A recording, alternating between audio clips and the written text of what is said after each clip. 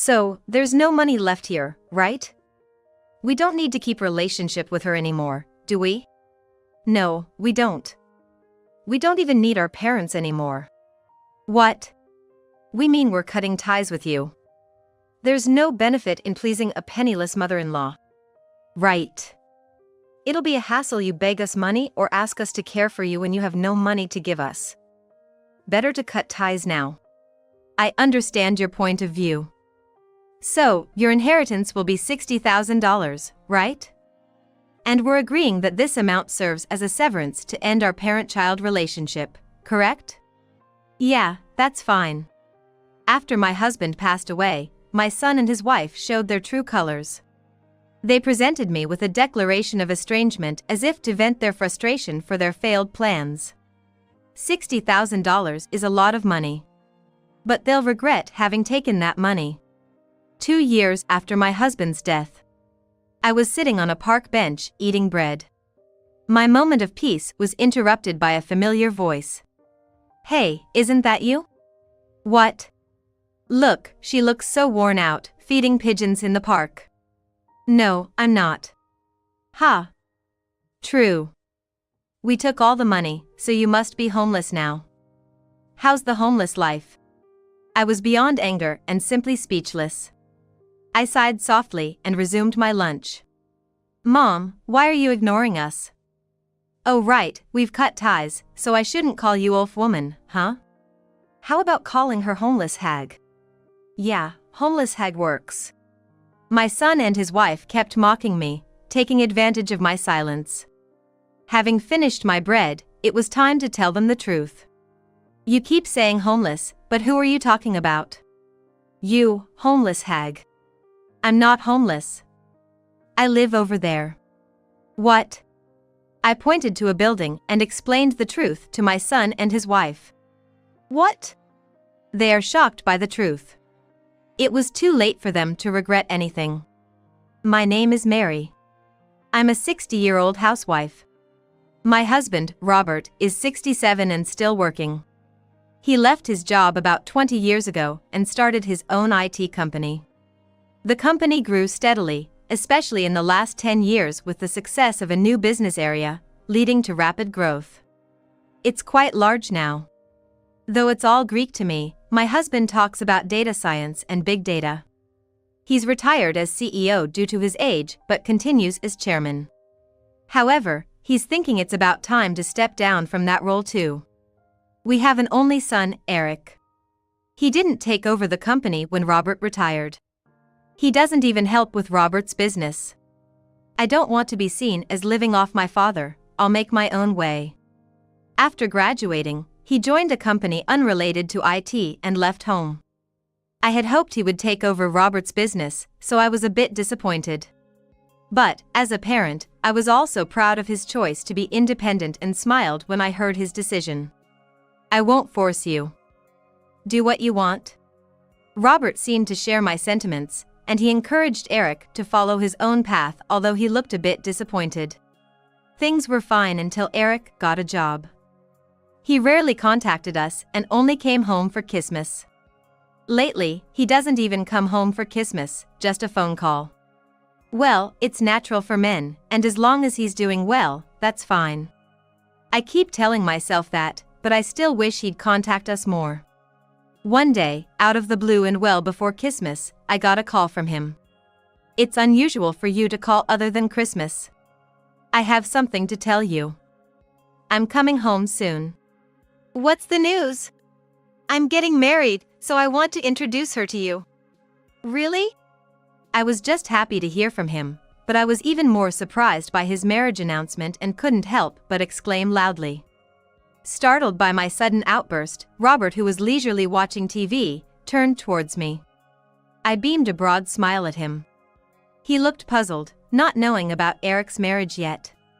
A month later, Eric was to bring his fiancée home. Eric will be bringing his bride-to-be soon. It's still 3 weeks away. 3 weeks will fly by. Since Eric's call, I've been telling Robert every day that Eric will be coming home soon. Robert looks fed up, but I can't help but excitedly tell him that Eric's visit is approaching for his marriage announcement. That's how much I can't wait for it. But this marriage announcement would bring me some worries. A month later, Eric and his fiancée Ashley came over to our house. We're home. Welcome. Come in. Dad is waiting in the living room. Thank you for having us. Ashley looked youthful with a charm more reminiscent of a girl next door than a high-fashion model. She seemed nervous, looking around curiously at the entrance. She continued to look around as I led them to the living room where Robert was waiting. Welcome. Please, have a seat. In the living room, Robert asked Eric and Ashley to sit opposite him. I sat next to Robert. Ashley was still looking around curiously. Feeling a bit embarrassed by her scrutinizing our house, I asked, "Is there something you're curious about?" "Oh, no, it's different from what I imagined." "What do you mean?" Eric said his father runs a big company. Hey, don't say such an embarrassing thing right off the bat.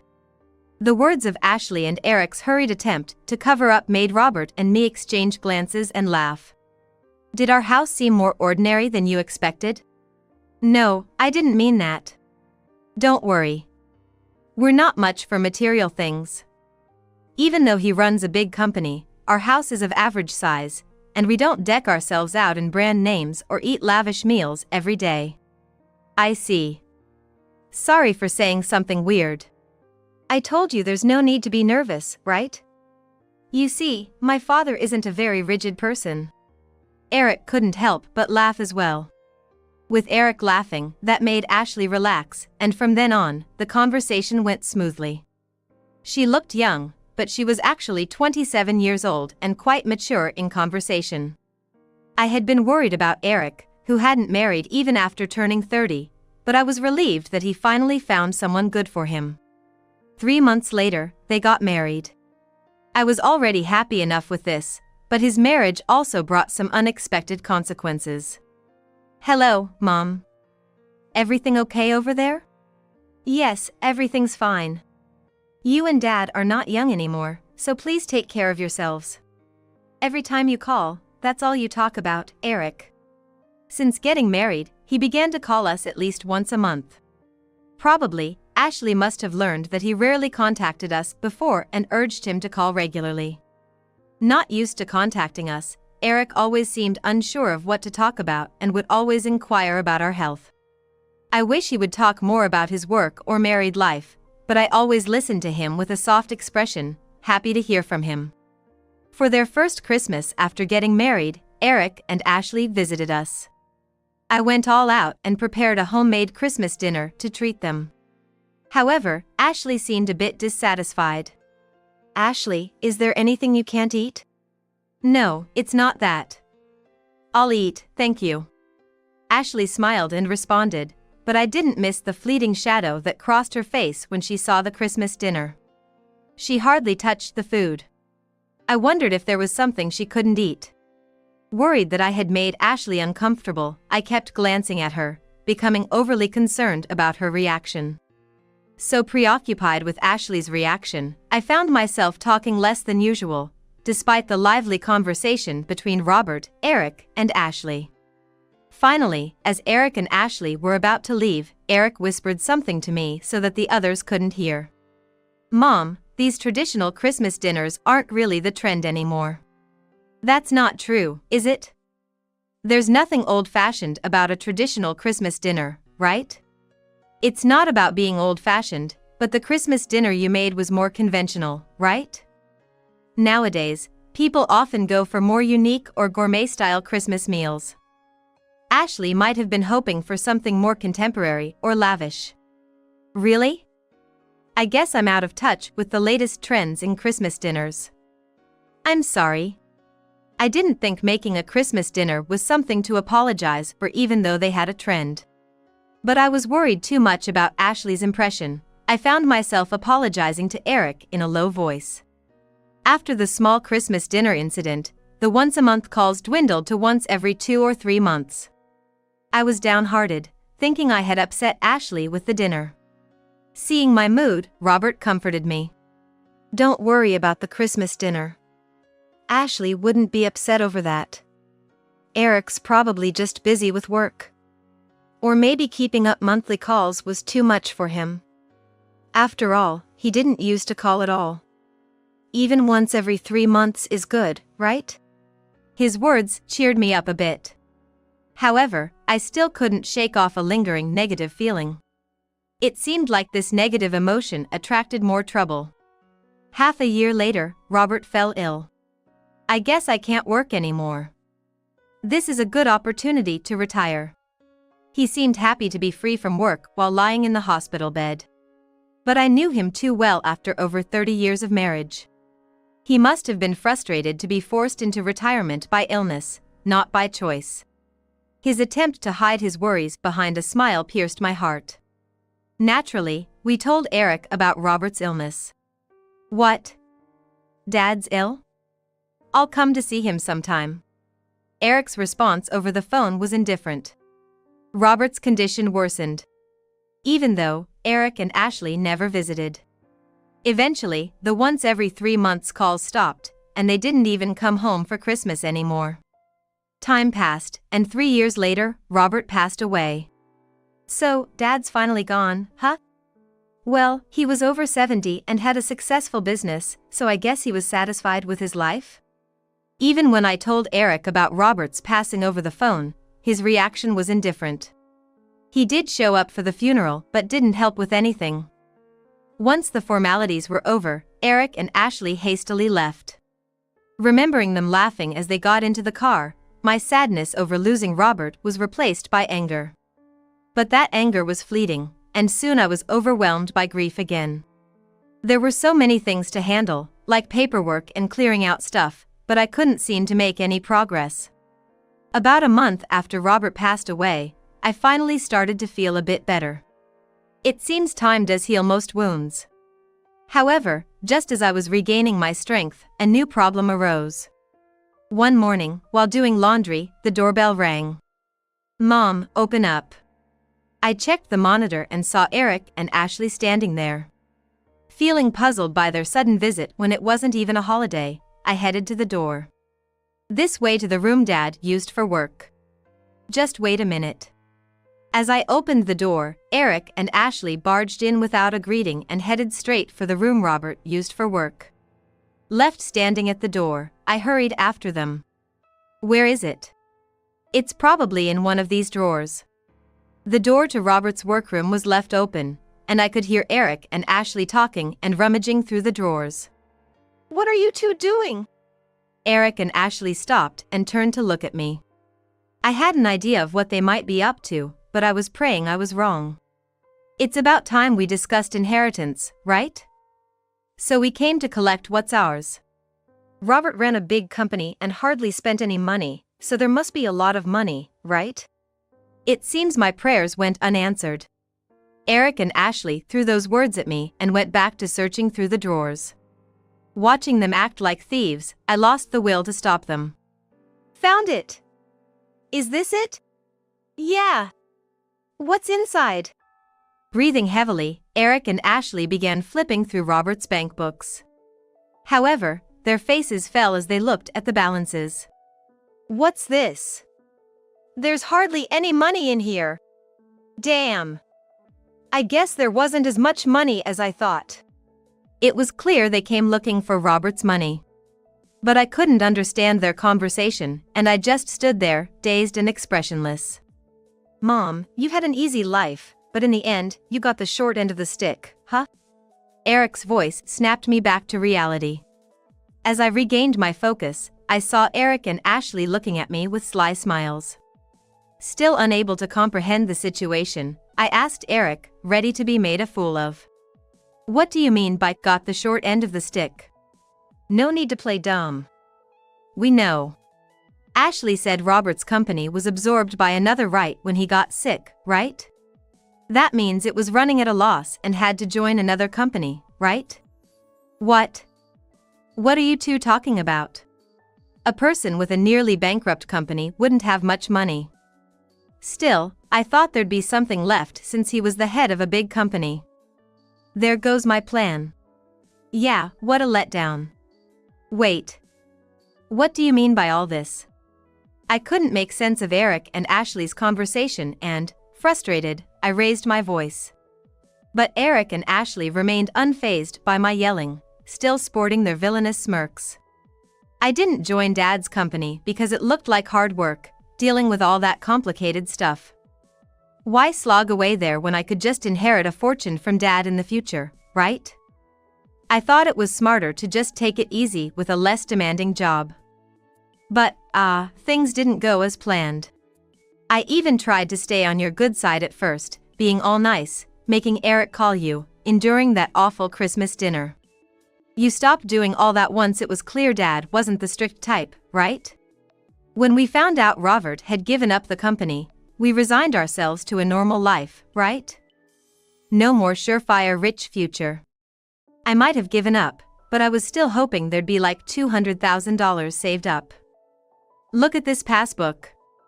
Only $60,000 in it. Does closing down a company require a lot of money?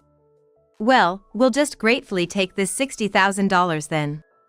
As Eric and Ashley rambled on, my anger was on the brink of exploding. But I clenched my teeth and forced back the words that were threatening to spill out. Ha! What's wrong, mother-in-law? Your face is all red. That's right, there's no more money in this house, right?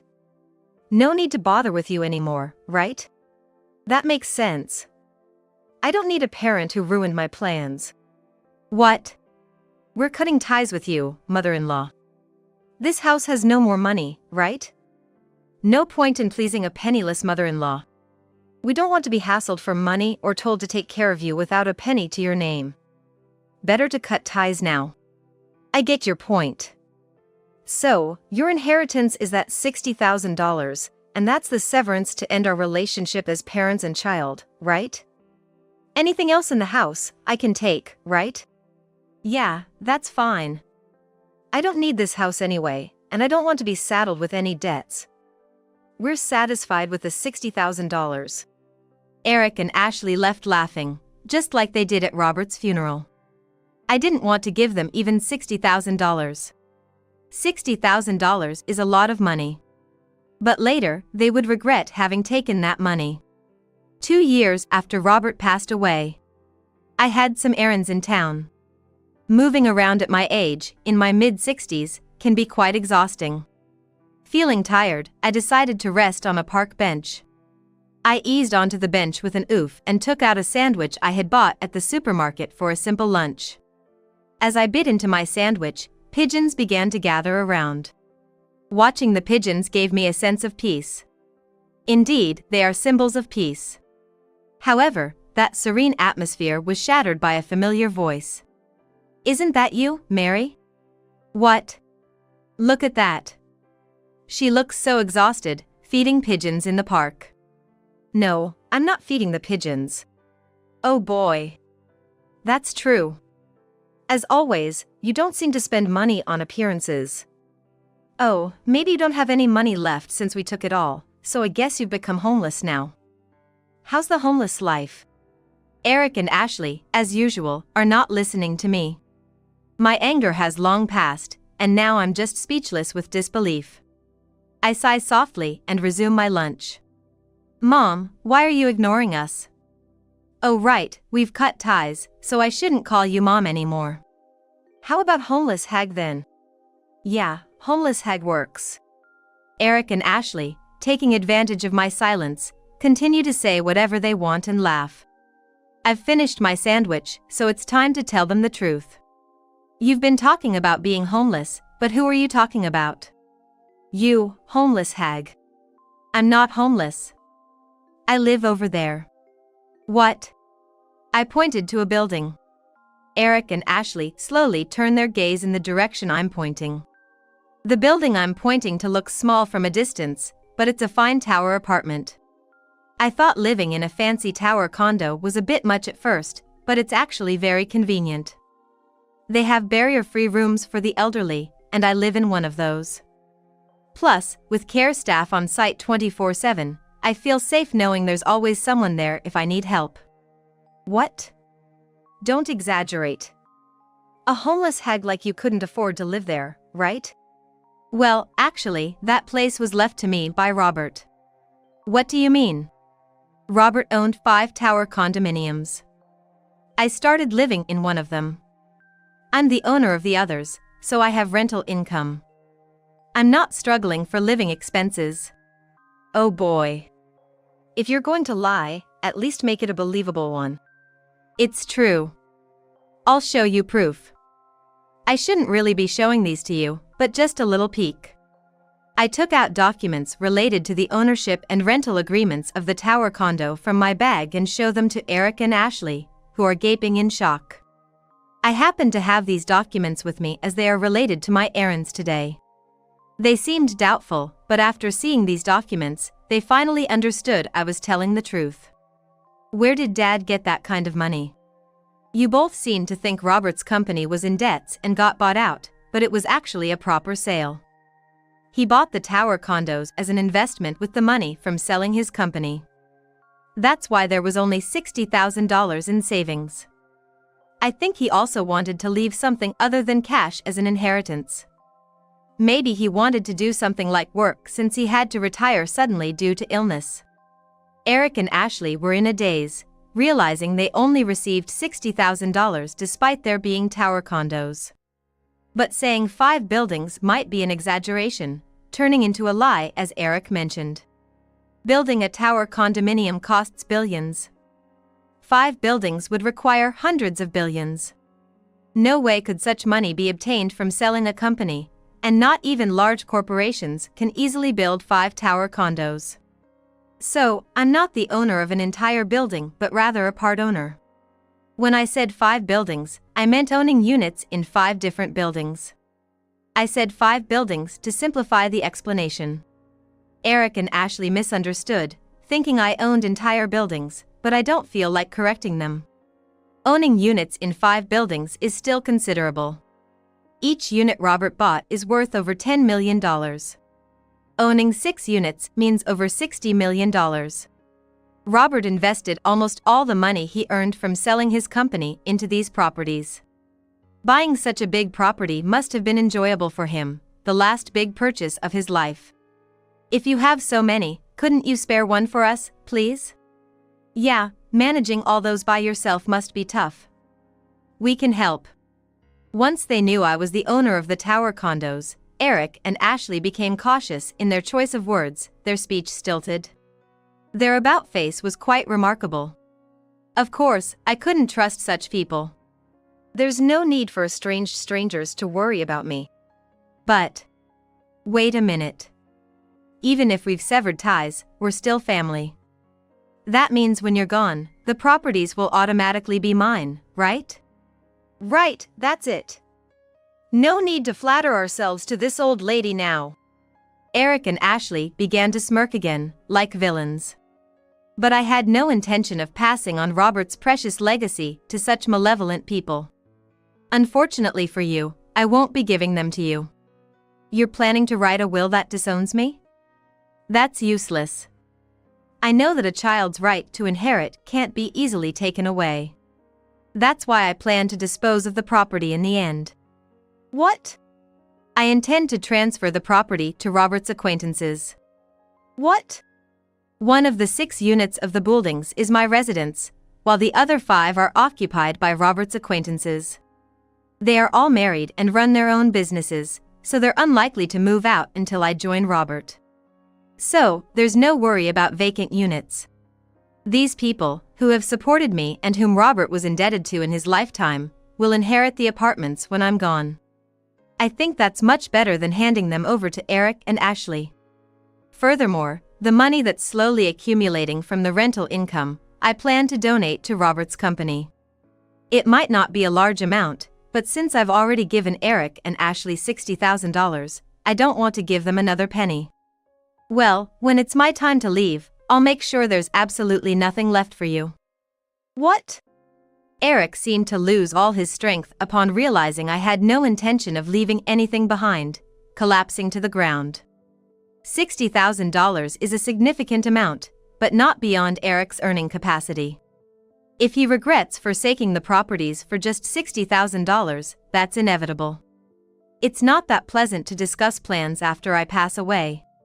But I satisfied with seeing Eric and Ashley's panicking faces.